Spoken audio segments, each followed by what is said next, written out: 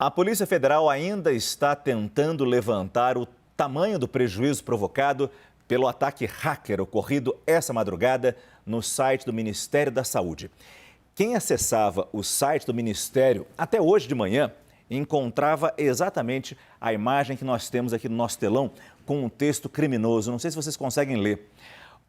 Os dados internos do sistema foram copiados e excluídos. 50 terabytes de dados estão em nossas mãos, no português correto, estão em nossas mãos. Nos contate caso queiram o retorno dos dados. Os agentes da Polícia Federal conseguiram identificar e bloquear a conta que acessou o portal da pasta. Os investigadores que atuam nessa apuração analisam se a informação dos bandidos é verdadeira. E que dados são esses? A gente vai ao vivo para Brasília porque a repórter Natália André está acompanhando esse caso desde o comecinho do dia. Natália, boa noite para você. Já se sabe o que foi conseguido, o que foi obtido por esses criminosos?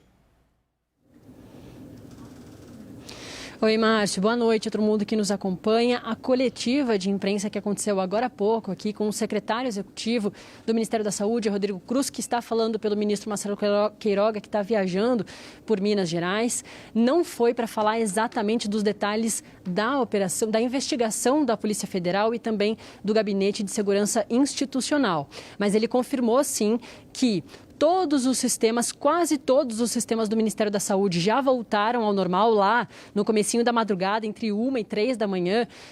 O sistema, por exemplo, para marcar operação, para marcar transplante, tudo ficou fora do ar. Mas quase todos já voltaram. O único que não voltou é toda a base de dados em relação à vacinação brasileira contra a Covid-19. E aí a gente não fala de um problema só no Programa Nacional de Imunizações, principalmente no Conect SUS, no aplicativo. Mas a gente fala de um problema dos estados não estarem conseguindo atualizar as suas informações de novos casos da Covid-19, de novas mortes pela doença e também nos números da vacinação dessas últimas horas. A gente não tem esses dados e o secretário não trouxe mais detalhes sobre isso, mas diz que sim, os estados não estão conseguindo esse acesso.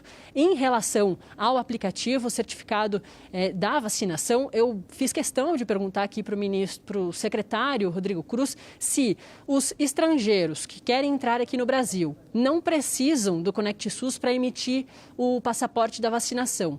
E os brasileiros têm várias alternativas, o próprio secretário trouxe aqui 4 alternativas, uma segunda via do próprio cartão emitido pelo Conect SUS, claro, o cartão físico, aquele que a gente consegue nos postos de saúde, então os brasileiros também têm muitas alternativas. Eu perguntei por que o governo federal mandou a portaria lá para frente, postergou, já que tem tantas alternativas e o estrangeiro não precisa do Conect SUS. E o secretário disse que eles teriam que abrir muitas exceções, ficaria muito confuso, muito difícil, porque para o estrangeiro é de uma forma, para o brasileiro é de outra. Eles optaram pela segurança, isso tudo, nas palavras do secretário, e por isso mesmo acharam melhor postergar, adiar a portaria. Então, o que está valendo nesse momento? A gente continua da mesma forma. Para entrar no Brasil, sendo brasileiro, estrangeiro, precisa ter um teste de diagnóstico da Covid-19 negativo, ou PCR de 72 horas, ou antígeno de 24 horas. Chega aqui no Brasil, isso é para o embarque, né? Aí quando chega aqui no Brasil, assina a declaração de saúde do viajante, a DSV, que já existia, vai continuar existindo. A partir de amanhã, quando a portaria ia entrar em vigor, essa DSV ficaria mais complexa, contaria ali com o compromisso da pessoa que não tinha sido vacinada a ficar 5 dias em autoquarentena, fazer mais um PCR, o endereço dessa autoquarentena. Isso não vai existir mais, pelo menos por uma semana. Então, a pessoa entra, assina e pode circular aqui perfeitamente, livremente pelo Brasil, sem estar vacinada.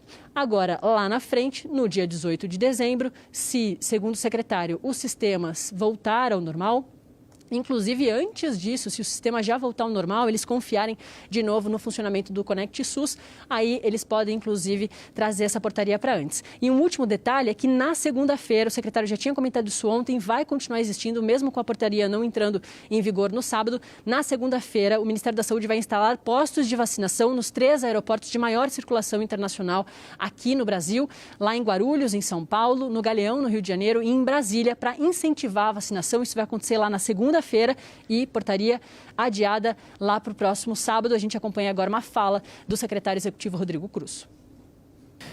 A gente teve um ataque no nosso sistema que registra a vacinação e outros sistemas, né? Isso na madrugada de ontem para hoje. Alguns sistemas foram prontamente restabelecidos, então o Ministério da Saúde, por intermédio do DataSUS, trabalhou intensamente ao longo da madrugada e diversos sistemas extremamente importantes para o funcionamento do sistema de saúde foram restabelecidos. Então, na madrugada, não só o da vacinação, mas diversos outros sistemas ficaram instáveis. Então, o sistema que regula, o CISREG, que regula as filas, por exemplo, que marca cirurgias, também tinha ficado fora do ar. O sistema de transplante tinha ficado fora do ar. Os próprios sistemas internos do Ministério, que a gente usa para tramitar os documentos, tinham ficado fora do ar. E isso foi prontamente restabelecido. O que a gente ainda não conseguiu restabelecer foi enfim, os sistemas e as informações que tratam do registro da vacinação. O time está trabalhando intensamente para conseguir restabelecer isso da forma mais rápida possível, não só a equipe do Ministério, mas também a empresa contratada.